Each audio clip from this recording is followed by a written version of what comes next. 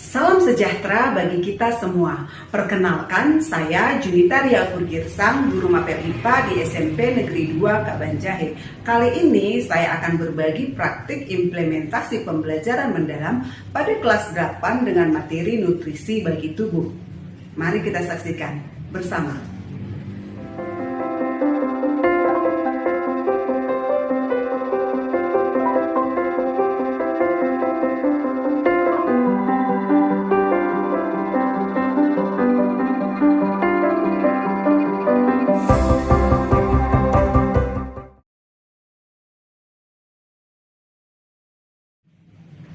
Pendekatan pembelajaran mendalam bukan sekedar menghafal fakta, melainkan sebuah perjalanan untuk menemukan makna di balik setiap pelajaran. Proses pembelajaran dimulai dari pemahaman, kemudian mengaplikasi, dan disempurnakan dengan merefleksikan. Pembelajaran mendalam adalah tentang menciptakan suasana yang memuliakan dengan prinsip berkesadaran, bermakna, dan menggembirakan, di mana siswa diajak untuk mengolah pikir, hati, rasa, dan raga secara holistik dan terpadu untuk mencapai 8 dimensi profil lulusan, sehingga melalui pendekatan ini pembelajaran lebih hidup, relevan, dan bermakna. Selamat pagi semua. Kegiatan pembelajaran dimulai dengan aktivitas kesiapan, yaitu menyapa, menanyakan kabar, memeriksa kehadiran, berdoa, serta menyiapkan kondisi fisik dan mental agar fokus dan konsentrasi. Dilanjutkan dengan apersepsi, mengaitkan pengetahuan awal dan menghubungkan dengan konteks nyata dengan tujuan menunjukkan mengapa materi nutrisi bagi tubuh penting untuk dipelajari. Apa kalian rasa perbedaan pada tubuh kalian, pada energi kalian kalau kalian sarapan? Nggak lapar, perutnya nggak keroncongan. Ada tenaganya kan? Kalau nggak sarapan gimana? Lemas. Terus? Belajar pun nggak fokus. Kemudian penyampaian tujuan pembelajaran dan dimensi profil lulusan yang ingin dicapai, serta memberikan motivasi yang relevan dengan pengalaman peserta didik untuk mendorong keingintahuan terhadap pengetahuan dan pengalaman baru. Yang biasa kamu makan ya. Jadi nanti kita mengidentifikasi apa saja kandungan. Pretest dilakukan untuk memetakan pengetahuan awal peserta didik. Vitamin A, D, E, K. Itu larut dalam air atau larut dalam lemak? Tepuk 1. Yes. Tepuk 2. Okay. Tepuk 3. Semangat. Tepuk 4. Konsentrasi. Tepuk 5. Siap belajar. Tepuk fokus. Melihat, mendengar, mengingat, fokus. Pembelajaran nutrisi bagi tubuh dilaksanakan 3 kali 40 menit menggunakan sintak metode pembelajaran inquiry based learning, di mana pada tahap orientasi masalah, guru menampilkan berbagai contoh makanan yang mengandung karbohidrat, protein, lemak, vitamin maupun mineral untuk memancing rasa ingin tahu siswa dan memaparkan data sederhana terkait masalah gizi seperti kasus obesitas pada remaja atau kurangnya kesadaran tentang asupan kalori. Selanjutnya, guru membimbing siswa merumuskan masalah dengan pertanyaan-pertanyaan relevan seperti bagaimana cara mengetahui kandungan gizi pada makanan yang kita konsumsi, berapa banyak kalori yang dibutuhkan tubuh kita dalam sehari, apakah menu makanan kita sehari-hari sudah memenuhi kebutuhan gizi yang seimbang. Guru dan siswa menyepakati bahwa fokus penyelidikan adalah menganalisis nilai gizi dan pola makan harian siswa. Selama 1 hari, jadi dari mulai sarapan pagi, makan siang, makan malam, kalian catat apa saja, kemudian berapa kalorinya. kemudian ditotalkan berapa, apakah sesuai dengan kebutuhan kalori harian kalian, apakah kurang ataukah lebih, jika sesuai bagaimana tindak lanjutnya, jika kurang bagaimana, berlebih bagaimana. Setelah merumuskan hipotesis, kemudian siswa mengumpulkan data atau melakukan eksplorasi, di mana secara mandiri siswa mengamati dan mencatat informasi nilai gizi dari label makanan kemasan yang mereka bawa.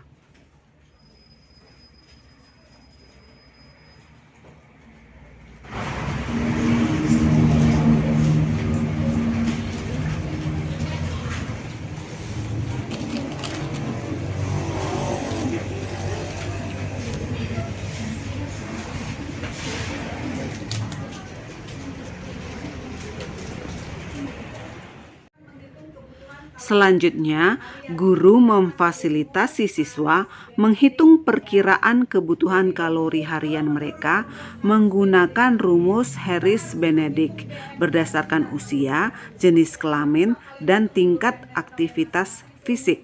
Untuk laki-laki yang di atas, untuk perempuan yang di bawah.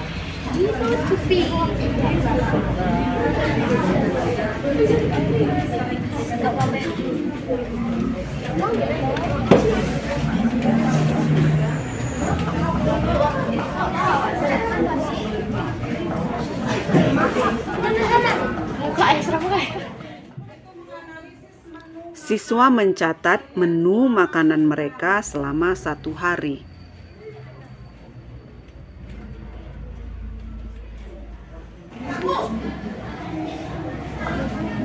Ingat-ingat apa yang dimakan selama 1 hari lah, berarti semalam makan siang sama makan malam sama sarapan pagi tadi ya, karena hari ini kan belum makan siang kalian kan.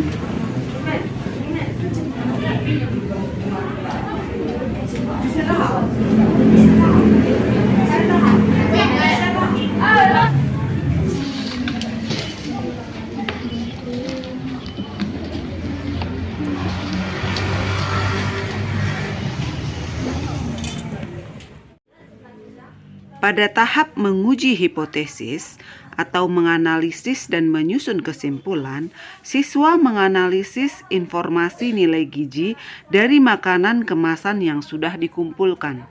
33 gram. Apa jenis makanan yang kamu lihat tadi namanya? Citato. Citato ini kayak keripik-keripik gitu ya. Siswa membandingkan total kalori dari menu makanan harian mereka dengan kebutuhan kalori harian yang telah dihitung. Siswa menganalisis apakah komposisi gizi dan menu harian mereka sudah seimbang proporsi antara karbohidrat, protein, dan lemak. Siswa secara berpasangan mendiskusikan hasil analisis mereka dan menentukan apakah hipotesis awal mereka terbukti atau tidak. Sama teman sebangkunya aja ya. Langkah selanjutnya adalah merumuskan kesimpulan dan presentasi. Setiap siswa merumuskan kesimpulan berdasarkan data dan analisis yang telah mereka lakukan dan mempresentasikannya secara berpasangan temuan mereka. Oke, berarti masih seimbang ya. Oke, lanjut. Waktu makan sarapan yang saya makan yaitu nasi, spaghetti, telur, dan dengan nutrisi utamanya yaitu protein, air, vitamin, dan karbohidrat. Jumlah dari makanan sarapan pagi, siang, dan malam yaitu 1.200. Jadi komentar saya terhadap jumlah nutrisi yang kalian makan adalah seharusnya jumlah nutrisi yang kalian makan lebih banyak lagi agar dapat memenuhi BMR kalian yang mencapai 1.900 kalori. Komentar saya terhadap si carrot yaitu kalorinya sudah terpenuhi, tapi kalau bisa ditingkatkan lagi seperti apa? Oke, berarti BMR kalian tadi belum sampai dari kebutuhan dari makanan yang dikonsumsi setiap hari gitu ya. Jadi harus kita bahas di makanan. Oke, bagus kalian. Kita fokus job. Tidak berhenti teori, tidak berhenti teori, kunci.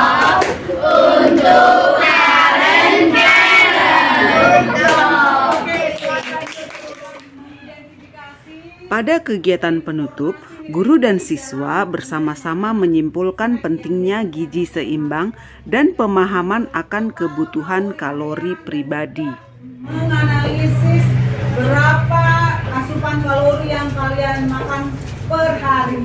Jadi kalian sudah tahu apakah cukup, kurang, atau berlebihan ya. Dan bagaimana cara mengatasinya kalau kurang, bagaimana mengatasinya kalau berlebihan, kalian sudah bisa mengatur. Kemudian, guru memberikan soal post-test sebagai evaluasi pemahaman individu. Benar ya? Oke, kita lanjut. Jelaskan perbedaan utama kalori dengan protein Indonesia.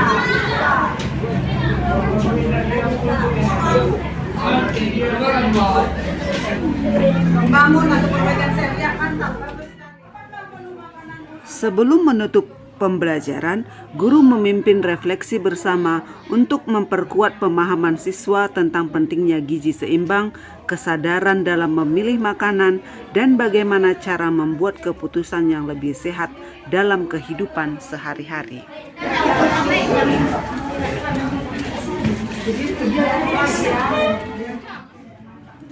Sebagai tindak lanjut, guru memberikan tantangan kecil, yaitu mulai besok cobalah membuat menu makan yang lebih sehat selama 3 hari dan catatlah perkembangannya. Makanan yang lebih sehat selama 3 hari dan kemudian kalian catat perkembangannya. Jadi kalian bisa menjadi ahli gizi bagi diri kalian sendiri. Bisa menerima tantangan.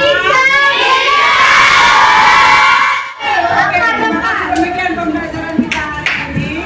Kita beri tepuk tangan untuk kita semua ya.